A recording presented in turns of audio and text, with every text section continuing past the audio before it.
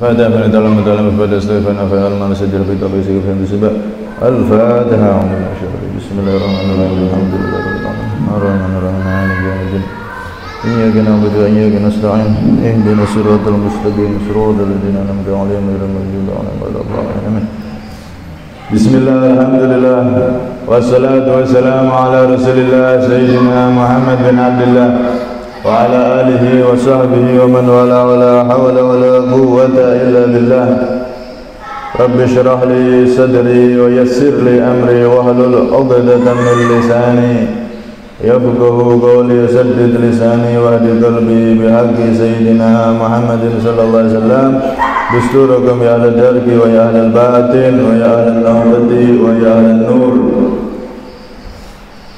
أما بعد قال المصنف رضي الله عنه ونفعنا به في الدارين آمين سوابق الهمم لا تخرق أسوار الأقدار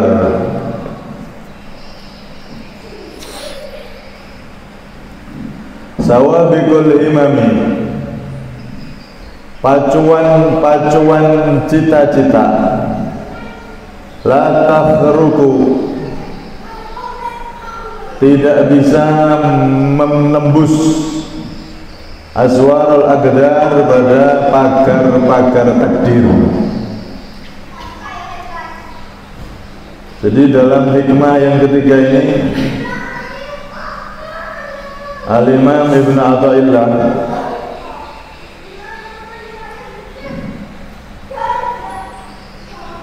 mengatakan bahwasanya sawabikul himam, cita-cita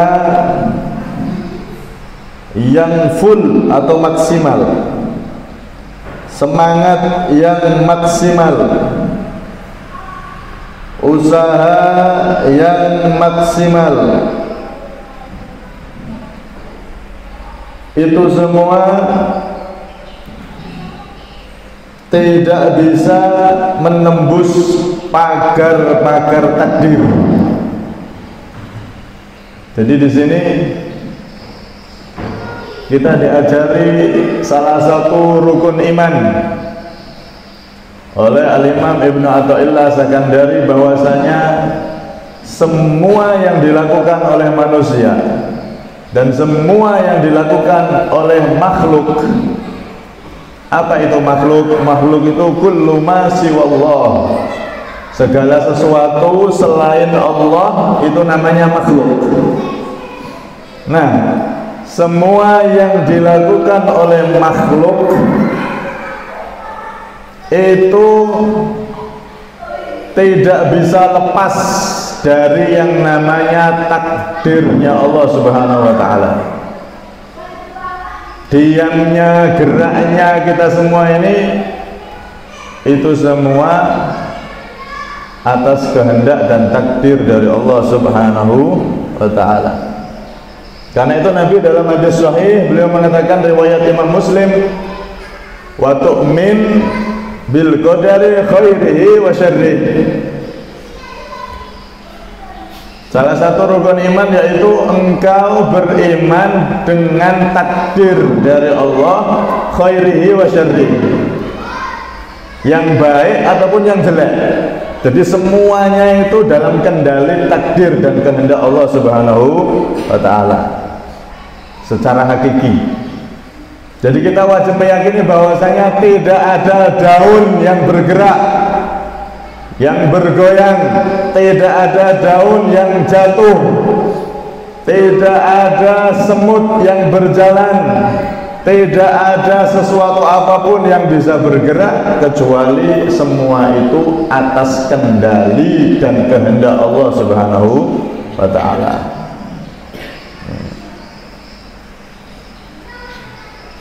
Bahkan ketaatan kita, ibadah kita itu kehendak Allah. Sebaliknya bahkan maksiat kalau perlu itu juga kehendak dari Allah, takdir dari Allah Subhanahu wa ta'ala. Secara hakikat itu semua adalah masuk dalam kehendak dan cakupan takdirnya Allah Subhanahu wa ta'ala. Duh, maksiat itu takdirnya Allah. ada orang berjudi misalkan, ada orang berzina misalkan, naudzubillah min dzalik. Apakah itu juga takdir dari Allah? Karena secara hakikat semuanya dari Allah. Tidak ada yang bisa lepas dari kehendak Allah secara hakikat. Kalau maksiat atau ada sesuatu yang lepas dari kehendak dan takdir Allah, berarti Allah nanti nggak sempurna.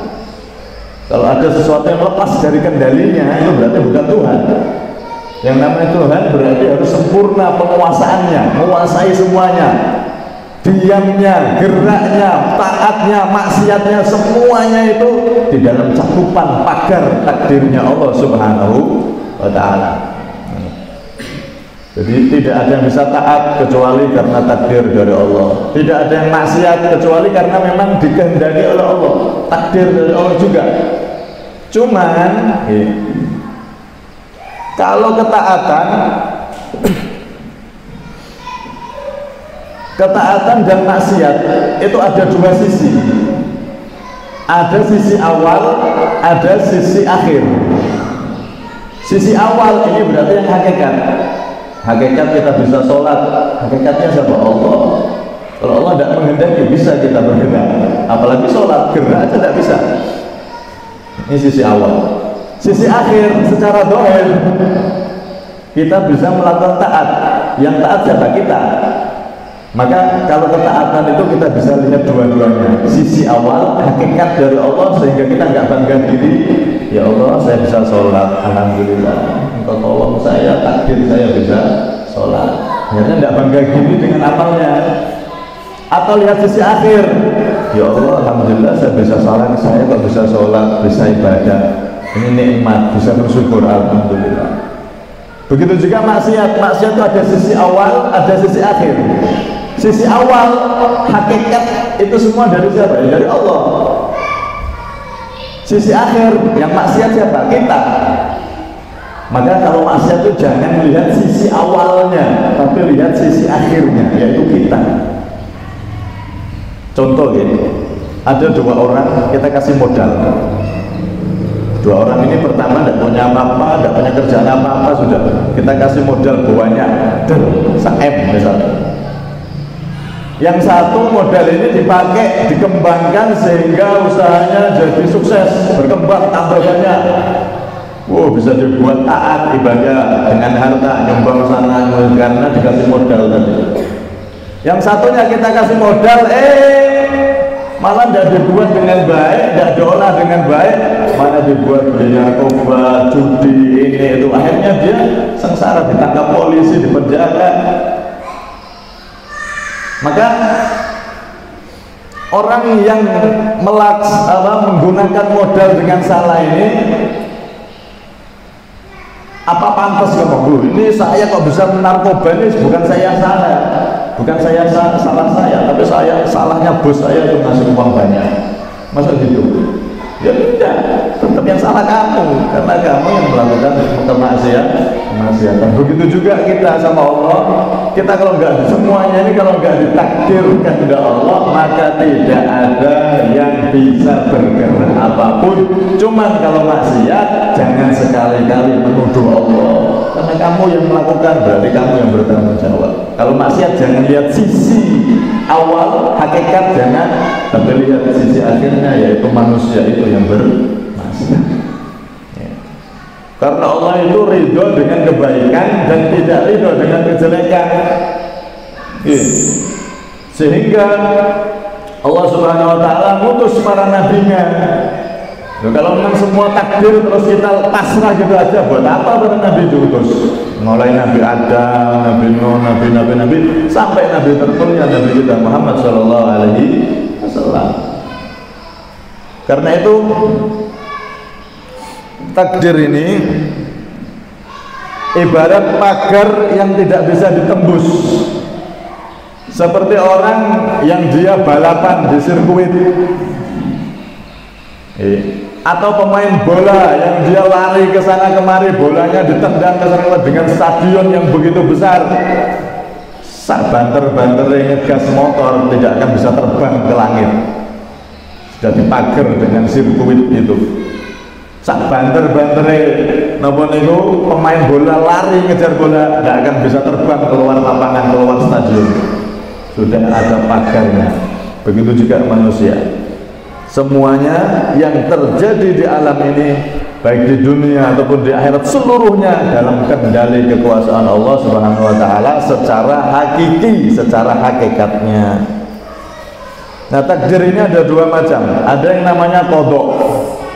Qadha itu ilmu Allahil azali bi kulli ma sayajri fil mustaqbal. Qadha itu ketentuan. Qadha itu apa? Ilmunya Allah, mengetahuinya Allah yang terdahulu dengan sesuatu yang akan terjadi. Jadi Allah itu sesuatu yang terjadi di depan itu sudah tahu. Seperti kita, hati kita 1 jam ke depan itu isinya apa, kita belum tahu, tapi Allah sudah tahu. 1 jam, 1 tahun, bahkan nanti di akhirat hati itu isinya apa, ketika itu sudah tahu semua. Ini menunjukkan kesempurnaan yang namanya Tuhan. Itu qadha. Nah, kalau takdir atau qadar, hukumul asya' tabaqan li ilmillahil azali. Kalau takdir itu sesuatu yang sudah terjadi. Kalau qadha itu rencana yang akan terjadi apa, Allah sudah tahu. Nah, takdir atau qadar itu sesuatu yang sudah terjadi. Seperti saat ini kita berkumpul saat ini namanya takdir. Ditakdir oleh Allah bisa kumpul seperti ini. Ditakdir Allah bisa kumpul seperti ini. Kalau belum kumpul tadi, masih sore tadi, itu namanya qadha, masih ditentukan. Allah menentukan siapa nanti yang hadir, siapa ditentukan dulu. Terjadi namanya takdir atau qadar. Ada qadha, ada qadar. Jadi Allah Subhanahu wa taala juga menegaskan akan hal ini. Wallahu khalaqakum wa ma ta'malun. Allah yang menciptakan kalian dan semua yang kalian lakukan, gerak-gerik kita semuanya ini yang menciptakan hakikatnya adalah Allah Subhanahu wa taala. Jadi masalah takdir itu diimani, cukup untuk iman, dan takdir itu ranah Tuhan, wilayah Tuhan. Pokoknya semua ini tidak ada yang bisa beri manfaat, tidak ada yang bisa beri madarat, tidak ada yang bisa memberi bahaya, tidak ada yang bisa gerak, tidak ada yang bisa apa-apa, kecuali semuanya di dalam takdirnya Allah Subhanahu wa taala. Itu diimani. Nah, kita sebagai manusia dikasih yang namanya ikhtiar, ditakdir oleh Allah bisa milih. Semua dari Allah, tapi kita ditakdir oleh Allah juga untuk bisa milih. Contoh, di depan ini ada kopi, ada arak misalnya. Nah, kita bisa gerakkan tangan. Kita gerakkan tangan ini dengan takdir Allah. Kalau Allah tidak menghendaki, kita tidak bisa digerakkan tangan. Nah, di situ Allah mentakdir kita ikhtiar, bisa milih. Kalau milih kopi halal, Allah ridho. Ya. Tapi nek tangan kita belokkan, kita milih arak, maka Allah murka. Allah tidak ridho dengan sesuatu yang haram. Karena itu takdir ini kalau taat kita boleh lihat hakikatnya dari Allah, boleh juga lihat sisi akhirnya dari kita, yang kita bisa bersyukur kepada Allah Subhanahu wa taala. Tapi kalau maksiat, kita tidak boleh menisbatkan maksiat itu kepada Allah. Seperti orang yang tadi itu dikasih modal, dia tidak bisa, Pak polisi yang salah yang ngasih uang saya, tidak bisa, kamu yang salah.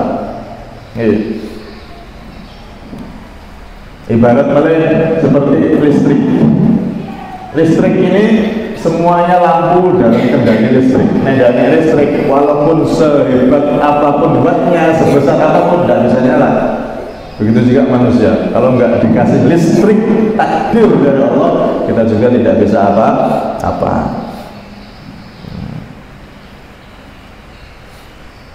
Karena itu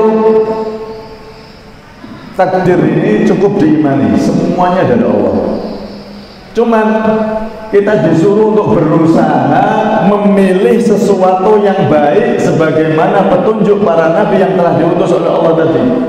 Semua nabi diutus sampai Nabi kita Muhammad SAW ngajari kita memilih sesuatu yang baik atau amal soleh. Sehingga Allah Subhanahu wa taala dalam Al-Qur'an berfirman, "Wa qul i'malu fasayarallahu 'amalakum wa rasuluhu wal mu'minun." Wa qul i'malu, wa qul, katakanlah wahai Nabi Muhammad, i'malu, beramallah kalian, fasayarallahu amalakum, maka Allah nanti akan melihat amal kalian. In khairan fa khair, wa in khairan fa khair, wa in syarran fa syarr. Nah, api kalau bagus nanti dibalas Allah bagus, surga.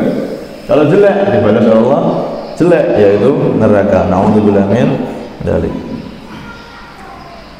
Di dalam ayat lain Allah Subhanahu wa taala menyatakan, anni la udhi'u 'amala 'amilin minkum min dzakarin aw untha.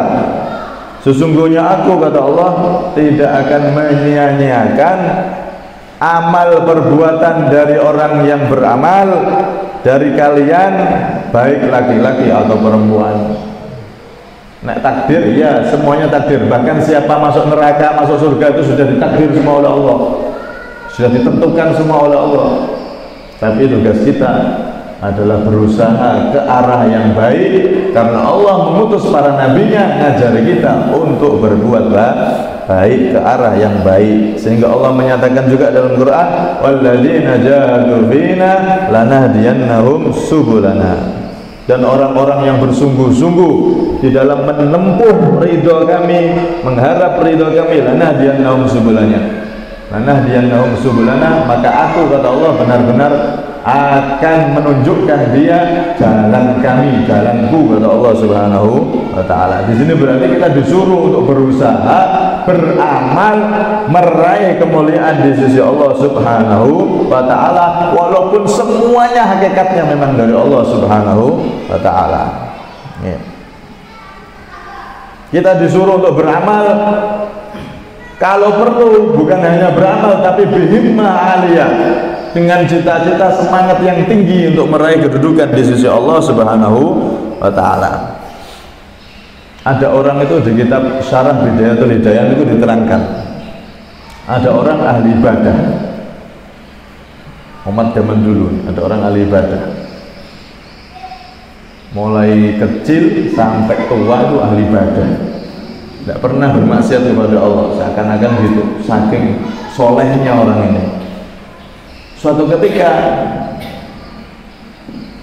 dia didatangi oleh malaikat. Malaikat itu bisa datang kepada manusia, berwujud manusia bisa. Bagaimana Nabi dalam hadis sahih pernah didatangi seorang yang wajahnya bersih, rambutnya hitam, pakaiannya bersih, nggak ada bekas debu sama sekali. Ternyata itu Jibril, malaikat Jibril. Orang ahli ibadah ini didatangi malaikat, dikabari, anta maktub ismuka min ahlin nar. Wahai orang yang ahli ibadah, saya ini malaikatnya Allah, kamu ditulis oleh Allah, ditakdir, ditulis oleh Allah namamu menjadi ahli neraka. Nah, kamu kok ibadah? Maka apa kata orang yang ahli ibadah itu, masalah surga neraka itu takdir kuasanya Allah, terserah Allah, itu sudah ranah Tuhan.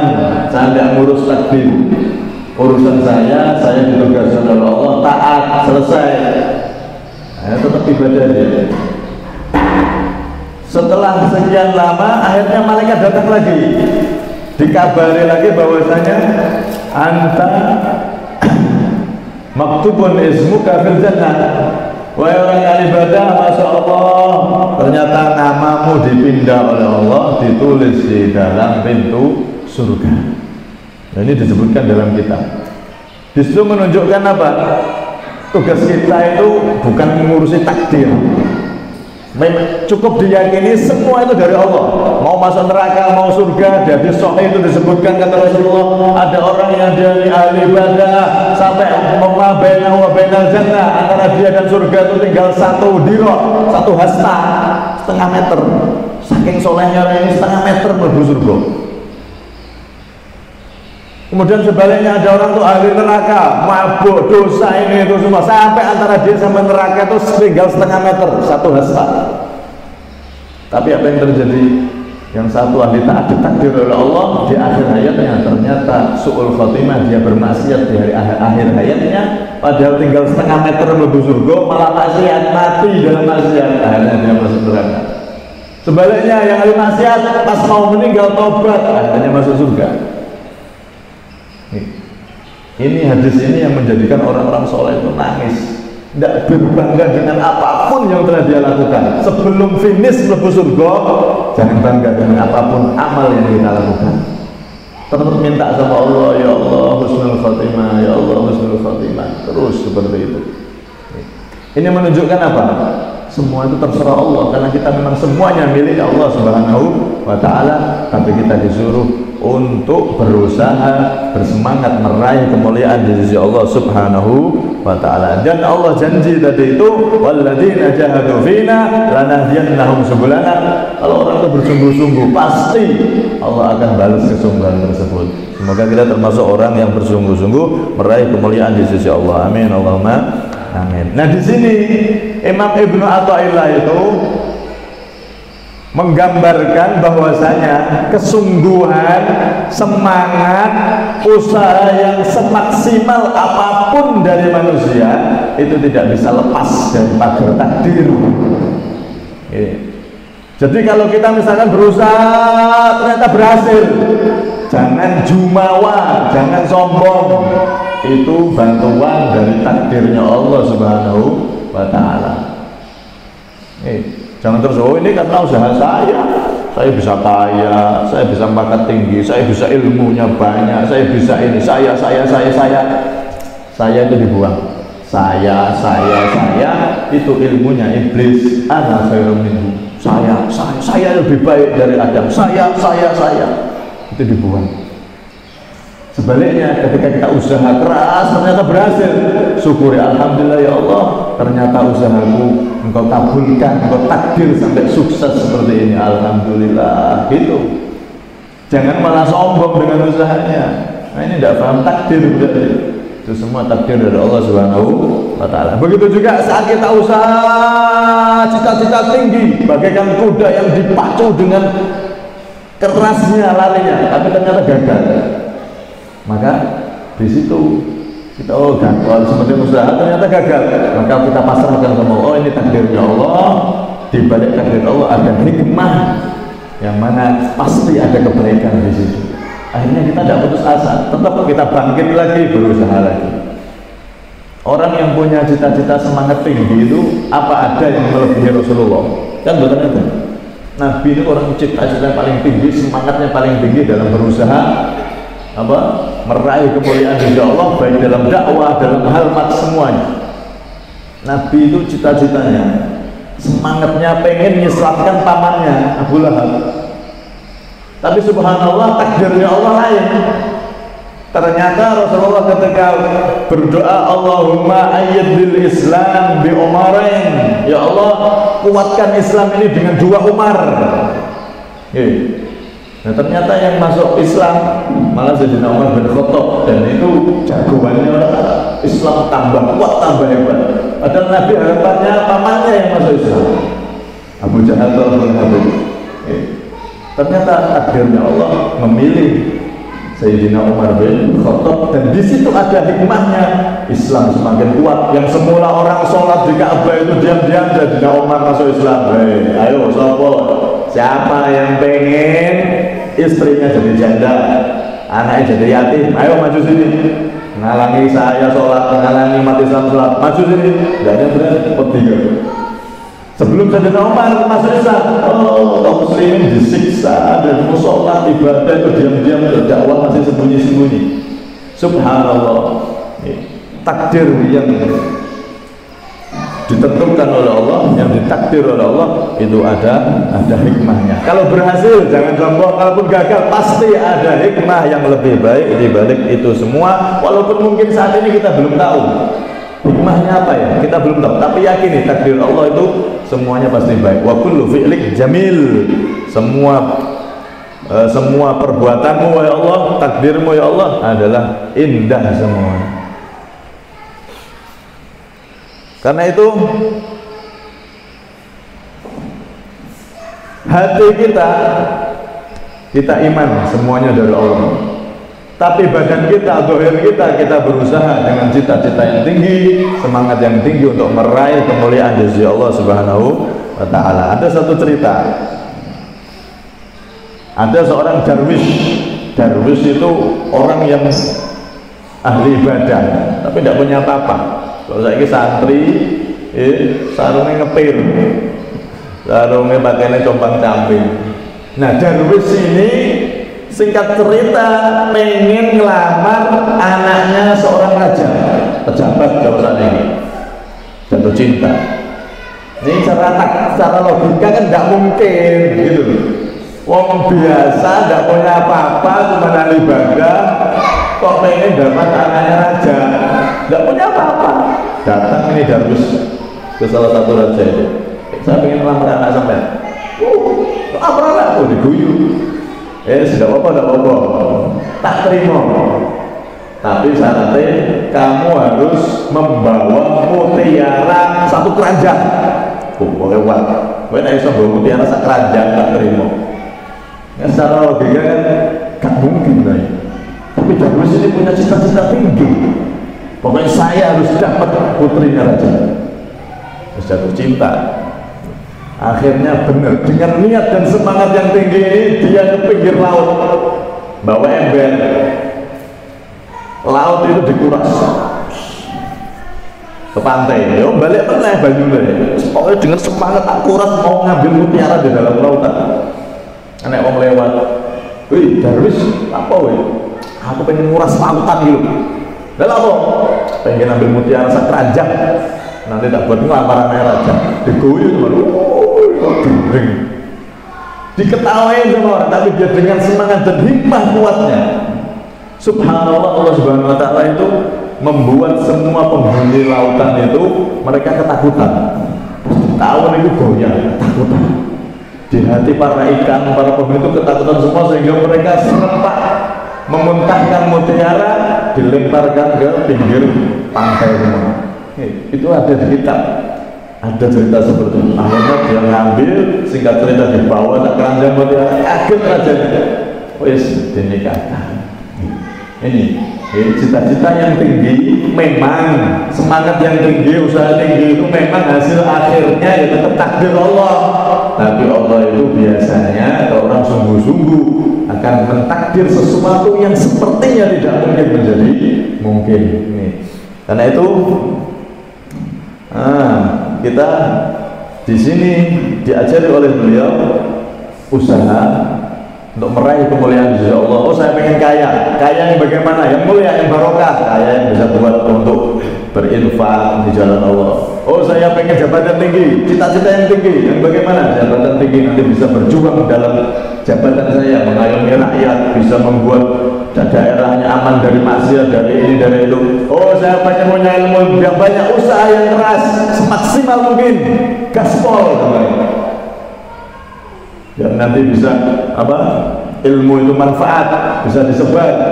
Akan tetapi di hati kita tanamkan dalam semuanya itu anugerah dan takdir dari Allah Subhanahu wa Ta'ala. Kita tidak bisa lepas dari takdirnya Allah Subhanahu wa Ta'ala. Mungkin-mungkin kalau panjenengan semua dijadikan oleh Allah orang-orang yang mau berjalan dengan semangat menuju ridha Allah, dan betul-betul dijadikan oleh Allah, ditakdir oleh Allah menjadi su'ada, orang-orang yang beruntung di dunia dan akhirat. Amin Allahumma amin. Sebagai penutup, ini ada cerita, ada kalam dari Habib Ahmad bin Sumed. Beliau mengatakan, yasihu ayyakuna kullu insanin kutba zamanih wa fir'auna zamanih. Seorang manusia itu bisa jadi di zamannya itu menjadi wali kutub. Wali kutub itu pimpinannya seorang wali, pimpinannya semua wali. Atau menjadi Fir'aun di zamannya. Jadi orang itu tergantung amalnya. Kalau dia usahanya keras, dia jadi wali, bahkan pemimpinnya wali bisa. Sebaliknya kalau dia tidak mau usaha, malah leha-leha, maksiat itu, dia bisa jadi Fir'aun, bahkan lebih dari Fir'aun pun bisa. Ini secara dohirnya manusia. Kalau hakikat semua dari Allah Subhanahu wa Ta'ala. Karena itu diceritakan, saya dengar cerita ini dari guru saya, tapi saya belum pernah lihat di kitab. Cuman cerita ini menunjukkan kalau orang usaha, apa itu hasil itu tidak mengkhianati usaha, proses. Hasil itu tidak mengkhianati proses. Ada namanya Imam Ibnu Hajar.